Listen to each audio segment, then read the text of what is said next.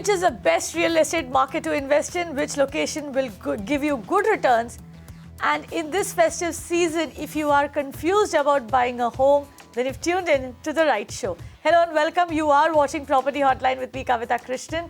We will be answering questions related to buying, selling, or investing in real estate with Arwind Nandan. Arwind is the Director, South Asia Valuation and Advisory Services at Colliers International. Arwind, welcome to the show. Hi. Arwind, we have Bhumika who's called in from Mumbai. Bhumika, how can we help you? Hi Arwind and hi ma'am. Hi, Bhumika. I wanted to check which is a better opportunity to buy a residence in Baroda or in Rajkot, and where we can get a good appreciation. Baroda or Rajkot? Bhumika, what's your budget? It would be up to 20-30.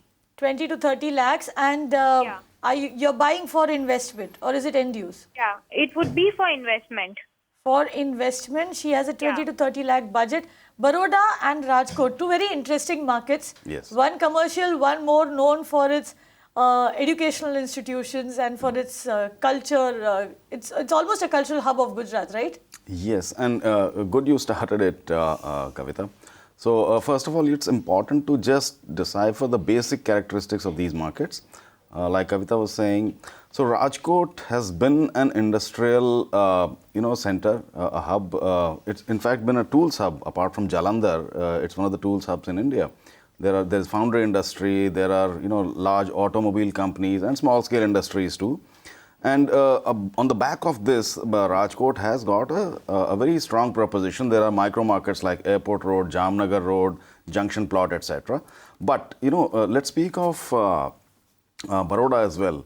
Baroda, also has a similar proposition, but Baroda is also an academic center in Gujarat, and not just in Gujarat, by the way, in India as well. More importantly, it has a very strong industrial corridor connectivity. So if you look at Baroda, it's Baroda, Bharuch, Navsari, Surat, and right up till Mumbai. The whole thing is, in a way connected. And that makes Baroda a very strong proposition. Rajkot is basically, it's meant to cater to the whole of catchment of Saurashtra, while Baroda is a little more, cross-state or pan-national in nature. On the back of this, I would think if you were to make an investment, Baroda will definitely be a slightly better proposition. Doesn't mean that Rajkot is not, but of the two, Baroda will be a better proposition. That brings us to the following question, which is, in Baroda, where? And that's more important for you to know. See, I would say in Baroda, there are several pockets. Now, depending on the budget, which you've already stated, and the future growth potential, I would say there are certain locations which you should look at, which were, earlier erstwhile industrial or something else and have been recently developed or are being developed. So, I would name something like Vasna Bhaili Road, there is Sama Savli Road, there is Tarsali, there is Kalali, Vagodia, as well as Atladra. So, if you look at these markets, they may not look the prime markets of Baroda right now, but since you have a horizon, which is an investment horizon, and you have a budget which should be an early stage budget, I think these markets make a lot of sense for you. There are quite a few prominent projects also, by the way. I can name a few, but you could definitely find more. There is Narayan Essenza, there is Darshanam, there is Pratham Riviera. So quite a few. And I think of the two, you should choose Baroda with your objectives. And within Baroda, look at these markets. They may help you. Arwind, one more question now. I know that both Baroda and Rajkot have been selected as smart cities, but I do remember driving through Rajkot in the last year, in fact, in the December of last year. And what I saw were a whole lot of buildings. There are lots and lots of buildings over there, yes. Towers, in fact, but all of them, they don't have, the lights are not on in the night. And is that something that should concern people who are looking at the Rajkot market? And how does the Baroda market compare in that sense? Good point. But, Kavita, all things being equal, I would not be overly troubled about that. It does happen in most of our urban centers. So I wouldn't say Rajkot is an exception. Yes, there are pockets where these troubles prevail. Baroda may be slightly better. Baroda has certain advantages, plus the affinity or the proximity to Ahmedabad also plays a good bit of role in that. So, it's not something to be overly concerned about. Yes, you do see that in many urban centers, of course. So there you are, Bhumika. Baroda is a market that you should probably be looking at, and you really can't dispute the kind of social infrastructure that you will get in Baroda vis-a-vis Rajkot. Moving on, we have Surinder, who sent in a question through our website www.mbnow.in. He says that he's planning to buy a 2 BHK house in Gurgaon for pure investment purpose. He can hold it for around 7 to 10 years. Now, he doesn't wish to go beyond Sona Road. However, his budget is not beyond 35 lakh rupees. Please advise which locations and projects should I go for. Are affordable homes a good option for investment? You know, I really like the way he worded the question. Yes. My budget does not go beyond 35 lakhs, but I do not want to go beyond Sona Road. What would you suggest? I think that's that's not just clever, but very thoughtful as well. I remember recently discussing it on another platform that these days, there is a lot of question or a bit of popularity of locations like Bhiwadi, Alwar bypass, etc. But under the current circumstances, I think it's better to stay within Sona. Doesn't mean that those other locations are not going to be for future, but under the circumstances, it's better to stay within Sona because there is a lot of stock in these markets. Those aren't moving. Anybody who is invested in these markets knows that the prices have just become quite stagnant. So as an investor, you don't really meet your objectives. So that is a good point that he wants to stay within Sona. However, he's also caveated that by saying he needs it within 35 lakhs. And I think that therein lies his challenge because if you are within Sona, then that budget may be a little tight. But still, the Sona Road, the Gurgaon market, like you just pointed out, has a lot of supply. Yeah. Would he find something in the resale market in that budget? Resale, of course, is there, but resale requires, a very in-depth scan of the market. And of course, these days it's very easily helped by Magicbricks or certain other platforms that are there. So you don't really have to take too much of a trouble initially. Of course, you'll have to go and visit each property. But if you were to look at it from a little macro perspective, then I would say, there are fresh projects that are coming in, and he's obviously mentioned that he's looking at affordable housing projects. We'll talk a little bit about the affordable housing projects, but let me say that, within Sector 68, there are projects, or within Sector 99, there are projects which are 2 or 3 years away, and they might make good investment propositions because you will be entering at an early stage, so you can actually meet your budgetary objectives. To name a couple of them, there is Riddhi Siddhi in Sector 9, there is Supertex, a couple of projects like Scarlett Suites or Azalea in Sector 68. These are all about 3 odd years away. Good time to maybe enter and, probably look for an upside. Yes, of course, like we've discussed earlier, Kavita, in your programs, there is, a flurry of affordable housing projects. Affordable as well as EWS housing projects in these belts, and like I said earlier, you have to be a little careful about finding the right project there because there are certain projects which have just been announced as affordable or economically weak section housings in order to take some benefits or avail of certain. And also, if Surinder is essentially looking at the affordable housing projects that are sanctioned by the government, Yes. of which there are quite a few in the Sona Road market. Yes. Now, what we understand here, Arwind, is that these projects also come with a lock-in period. Yes. So, the good thing is, of course, that Surinder is looking at a 7 to 10 year investment. Because if you do get into one of these, and that would probably be a safer bet, would you say, the government sanctioned affordable home projects? Because this is also one market which is seeing a lot of project delays, a lot of projects not being delivered, in fact, for close to 10 years. Which is de facto the case in many cities in India. But yes, to come back to your point, it is obviously a good proposition when you invest in a government or a government approved or a government sanctioned project because there are a lot of risks that have already been taken care of. So if you can find something like that, then I think it's a good proposition. The other good thing is he's keeping a time horizon of 7 to 10 years. I like that. In fact, if not 10 years, definitely 7 to 8 years is needed when you make an investment like this. So I think your vision is quite clear. You're looking to stay within Sona. You are willing to enter at an early stage going by your budget, and you're keeping a good horizon of 7-8 years. So I think with this and a couple of projects that I mentioned, maybe you'll get some more if you did some more due diligence and search. you could Right. go ahead and do in. So your Surinder, investments. here's what you need to do, and while I run through that list of advice for you, I'll also pull up the chart showing the prices in Sona Road for you, averaging around 8,288 rupees per square foot. There it is. Now, here's what you need to do essentially. Look at the resale market, look at the affordable housing projects, also look at the government sanctioned affordable housing projects, and you really need to go out and look for a good deal, because like you yourself pointed out, the budget really is far lower than what this market actually commands at the moment. But yes, if you look for it, you'll probably get yourself a good deal. You will have to do some legwork over there. Also, the other thing that you do need to check out is that if you are getting into a government sanctioned project, there will be a lock-in period if you're going to buy it from a developer. And if you are, like you said, you plan to get into an under construction apartment, then there is a certain risk that you are taking on. You will need to do a very, very close due diligence, get a legal expert to go through all of those papers, and then go ahead and sign on the dotted line. Let's move on to the next question. We have Mukund Deshpande, who's called in from Mumbai. Mukund, how can we help you? Yes, madam. In fact, we are keen to invest in the property, Runwal Bliss. Okay. Our horizon is about 7 to 8 years. And I would like to know the prospects of the project and, how would it turn out to be. Runwal Bliss, I believe, is in Kanjur Marg, isn't it, Mukund? Yes, madam.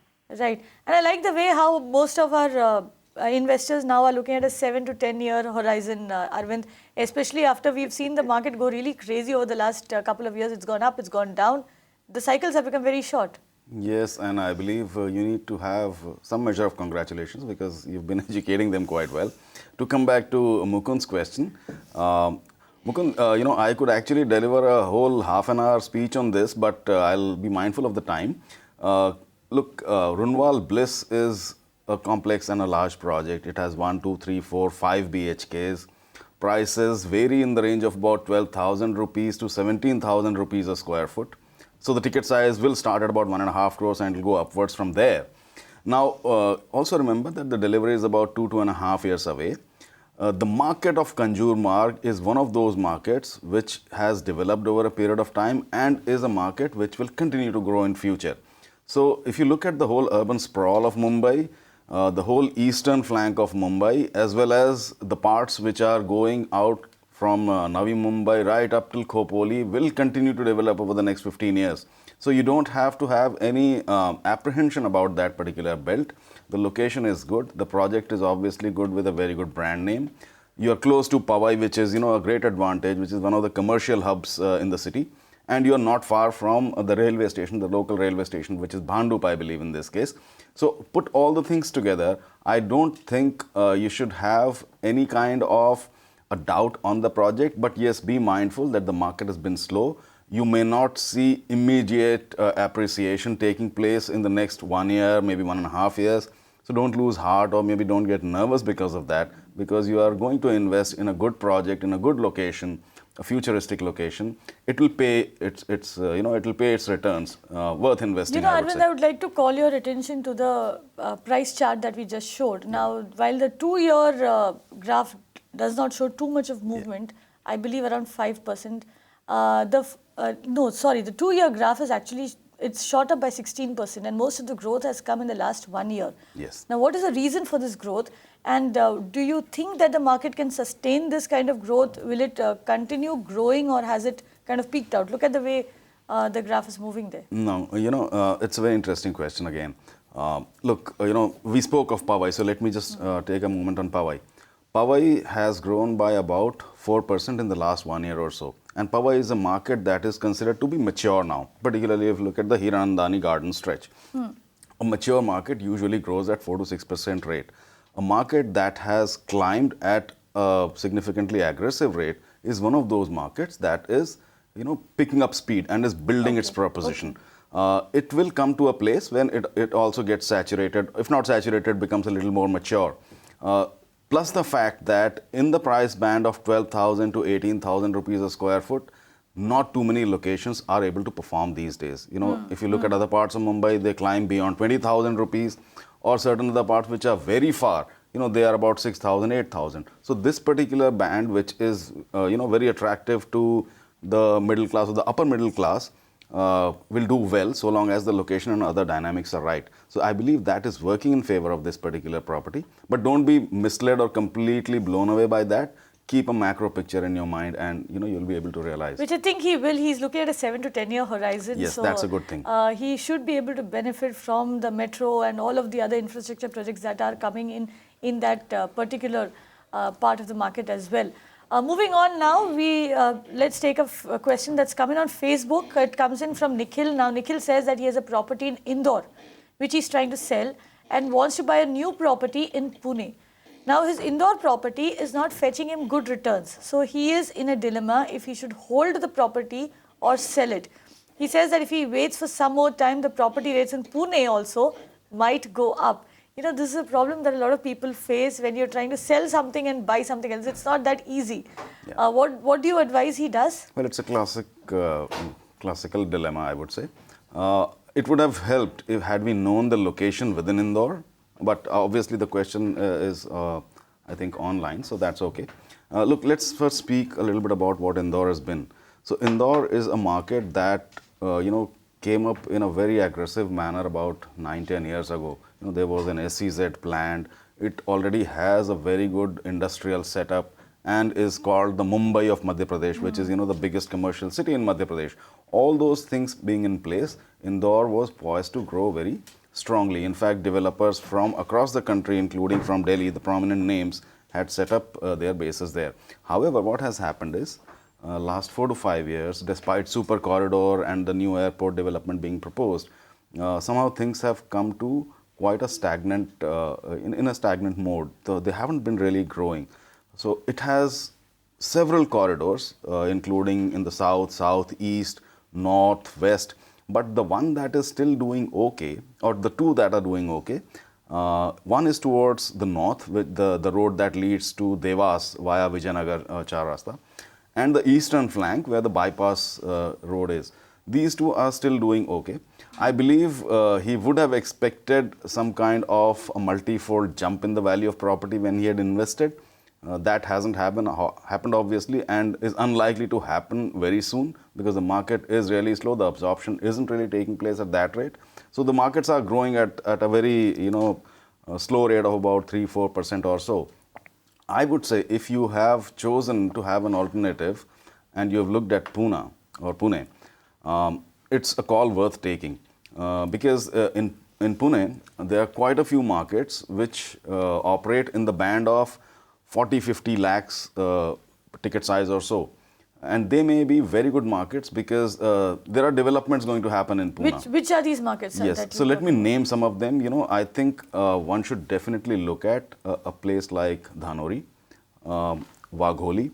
I wouldn't even mind looking at Chakan or Rajguru Nagar, which are considered to be primarily industrial but have started to develop, or even Baner if you look at the western flank of Pune towards Hinjewadi. Now these markets, or if you like to go south where other markets are like Undri, Pisoli, quite a few others, those are also there. I doubt if you will get a fresh project immediately, but it's worth looking at. So if you looked at these markets, particularly Dhanori, Wagholi, they could turn out to be good bets. And if you find a buyer in Indore, why not divest and invest here?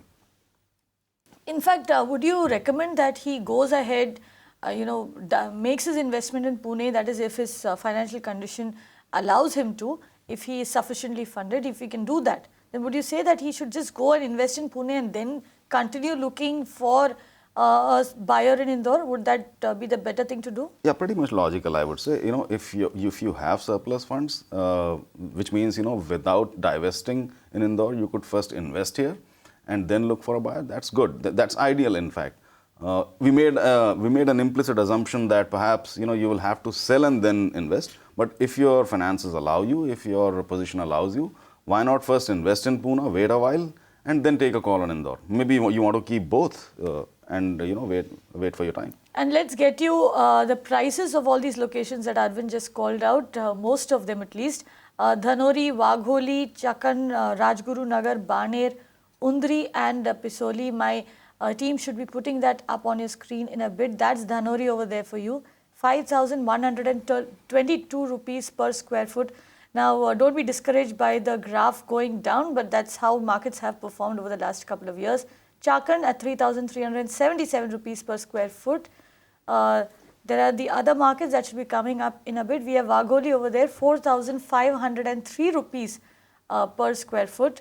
That market seems to be going down. It's down 3%. And Pisoli over there, 4,296 rupees per square foot. So like you can see, most of the markets that Arwind has actually picked for you are in the 3,500 to 5,000 rupees range. Undri there, 4,881 rupees per square foot. Arwind also mentioned Baner. Can we have the prices of Baner up on the screen? It should be up in a bit. Now also, how are these markets located? That's Baner there for you, 7,331 rupees per square foot. Are most of them around the IT hubs? Is that how you're picking these markets? Yes, in fact, like Dhanori makes a lot of sense, from that perspective. You're just north of airport, so naturally the location is good. The connectivity will come over a period of time. It is there, but it will get better over a period of time. And you're not far from, the main commercial or IT hubs.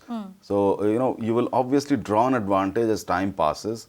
If you look at Wagholi, if you look at those places, then you're not very far from Eon or certain other things.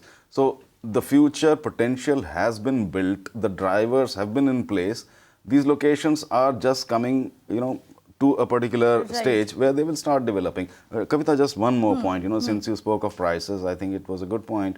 In Indore, most markets, without naming each of them individually, they operate in the range of about 2,500 to 4,000 kind of range. So these markets that I named are pretty much, in the same range. In the same band, except for Baner, which is obviously, a higher band market. Yeah. Also, like we keep saying on Magicbricks Now, if you are looking to make an investment, follow the jobs. That is a place where you will get maximum demand for property, both for rental and it will be far easier to sell that property when you do decide to exit it. Moving on from Pune to another IT city, we are looking at a question that's come in from Bangalore now. Shankaram writes in on our website. He says that he's looking at investing in Bannerghatta Road in Bangalore near Koppagate. Is there any scope for growth and development in the area? Which project should I invest in? And what is their expected price range? How does Bannerghatta Road look to you? Well, Kavita, I think there are two parts in this question. One is obviously Bannerghatta Road, but there is something called Koppagate that's been included. Now, Bannerghatta Road is undoubtedly a very, very good location. It basically draws its strength from the electronic city which has been there, although it's not very close, but obviously I tried to count, I could count more than 100 projects that are being built there. So it's a very massive market. However, Koppagate, it's at a very, very far end of Bannerghatta Road. In fact, Bannerghatta Road touches the Nice Road, and then it goes further and you have Koppagate, which is quite far ahead. So Koppagate per se is, a little too ahead in, in its development right now. It will take a lot of time. The development hasn't yet gotten there. But within Bannerghatta Road, within the city precincts, or I would say within Nice, you will have several projects. Now remember, there are 2 or 3 very clear price bands within which the properties are on offer here. I would say, the mid or the lower price band is about 4,000 to 6,000 rupees a square foot kind of a band. And there is a higher price band which is of 8,000 to 10,000 rupees a square foot. The future of Bannerghatta Road will remain good. Obviously, if you live in Bangalore, you know that Bannerghatta Road is one of those 2-3 stretches in Bangalore which are bearing the full brunt of traffic these days. So that trouble is probably going to remain for some time. But, because of its location, because of the development that's taken place in that area, electronic city being not very far off, this is a stretch that is going to continue to develop. There are, some good brand name projects, and probably you'll find many more like Hirandani Queensgate, which starts at about 36-35 lakhs. There is Hillcrest, which is a higher band project, 1.5 crores. There is Nitesh's Hyde Park, which is about 40 lakh starting price. You'll find quite a few. So I would say, instead of going to Koppagate, try and stay closer inside the city.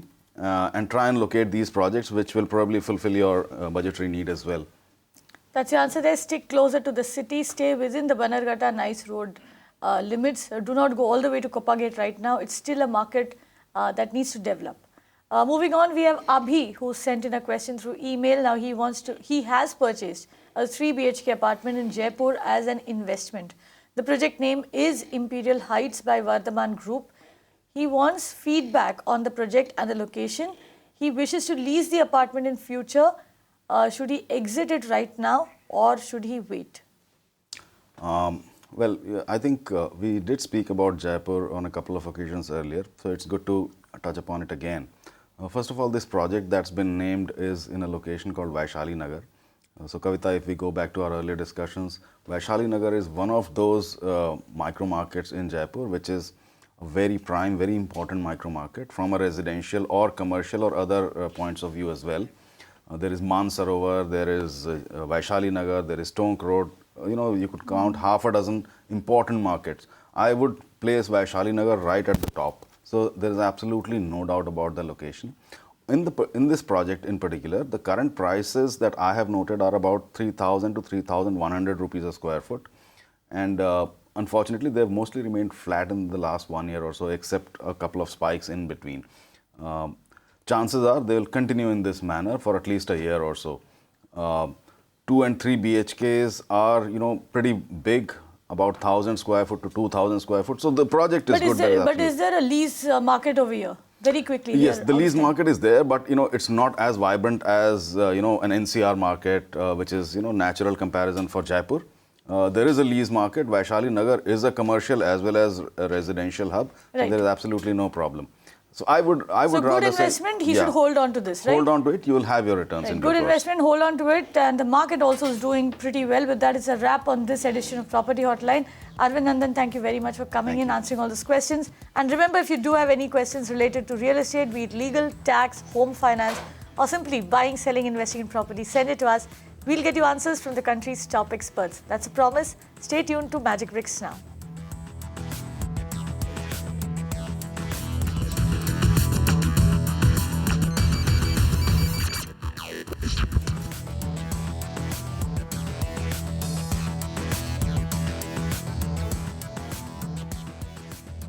You can watch live TV on our website mpnow.in. Find us on Facebook at facebook.com/magicbricksnow. And don't forget to click the like button. You can also follow us on Twitter at magicbricksnow. To stay updated with all our programming, hit the subscribe button on our YouTube channel by logging on to youtube.com/magicbricksnow.